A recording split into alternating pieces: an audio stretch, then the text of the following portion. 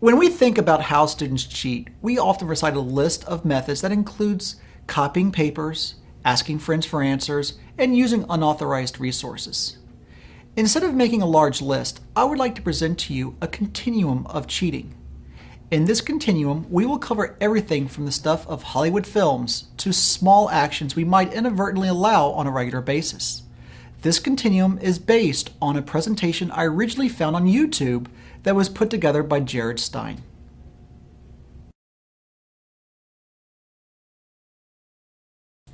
On this continuum, we represent the frequency of how often a particular act of cheating occurs versus the difficulty it is to commit the act as an inverse function.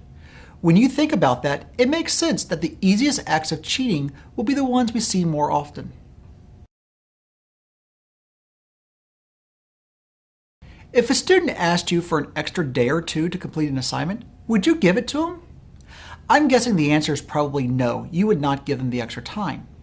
Instead, students will ask for extra time by coming up with an excuse. Common excuses start with things like car trouble, roommate-related issues, family events, and minor illnesses. Excuses that may indeed be true, but are very hard to verify. We could ask the student to send us a copy of the wedding invitation for their brother's wedding, send us a link to their grandmother's obituary, provide us a doctor's note that would tell us that they had a minor case of food poisoning, or ask the roommate to detail the fight they had with your student. However, the hassle of doing this is more trouble than it's worth. So the question becomes, do you want to become known as a heartless instructor who forgot what it was like to be a student, or a pushover that will accept any student a student gives?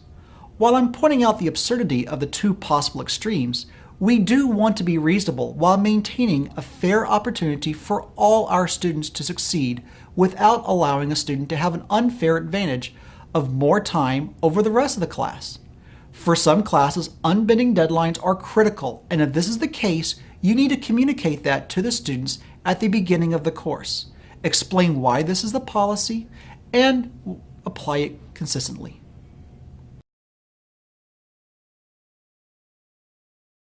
The difference from blaming the technology and excuses is that in this case, the student can actively do something to cause the technology to fail. Now, the technology-related excuses are easy for the student to make. You will often hear that my ASU was down, they could not log into the system, their internet was down, they had a computer virus, or simply that their computer would not work. Another common excuse is to claim that the system lost their exam or assignment, when in reality they never took the exam or submitted the assignment. However, a student that has not finished an assignment might submit the wrong file by the due date, and then they'll finish the assignment knowing that you will ask them to resubmit the correct file a day later. Another trick is to rename a graphic file so that it looks like an MS Word document. All they need to do is rename a file with a .doc extension at the end of the file name, and the student will then submit that file.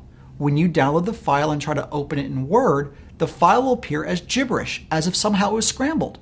By the time this has happened, the student has finished the assignment and is waiting for you to ask them to resubmit it. Finally, a student will enter an exam to see what all the questions are, and then shut down their web browser. Then they will ask you to reset the exam since they were kicked out. But by then, they've already looked up all the answers in their notes from the questions they viewed.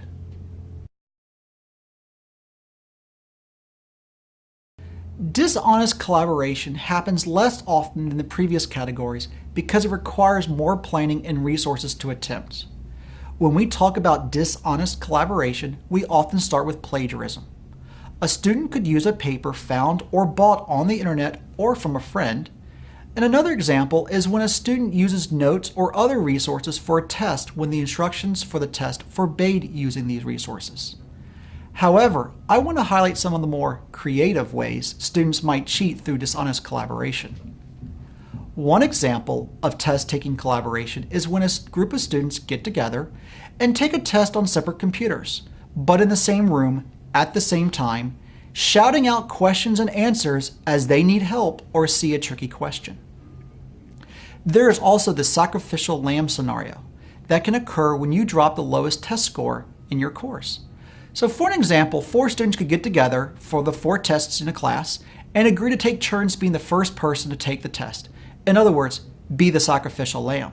This student would give all the questions to the other group members to look up and then get a perfect score. Because they take turns being the first person to take the test, each student has only 1 poor test score, which is dropped by course policy. Another example involves using a ringer. A student hires a person or a ringer to take a test, write a paper, or maybe even take the entire course for them. The student gives the ringer their user ID and password, and the ringer will log in and complete all the assignments, including the discussion board posts. The last category is the most spectacular headline-grabbing one, and that is because it rarely happens. We're talking about hacking or breaking into the system.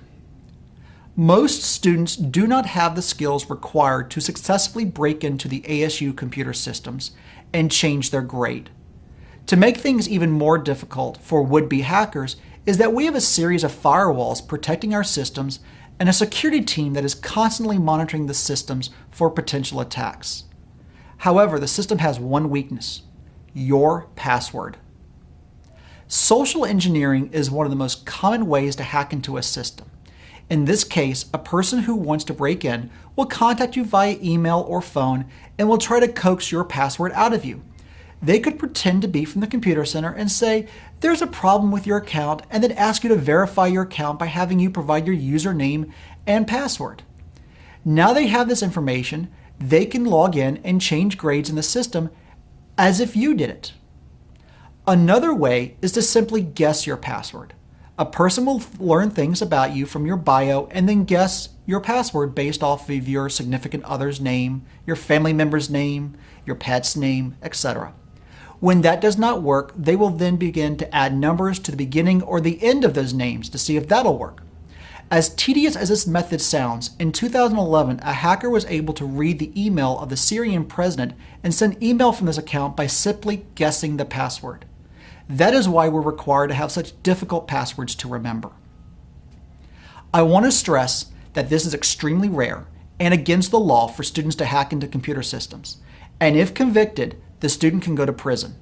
That is why we place this category at the far end of the continuum. I hope you found this continuum of cheating informative. I immediately find that the continuum is a great way to frame the conversation of how students cheat. I hope you find this beneficial as you plan in order to minimize the opportunities students have to cheat. The continuum demonstrates how you can best focus your efforts to have the maximum effect in minimizing academic dishonesty. I also would like to point out that knowing how students cheat is an important step in minimizing academic dishonesty.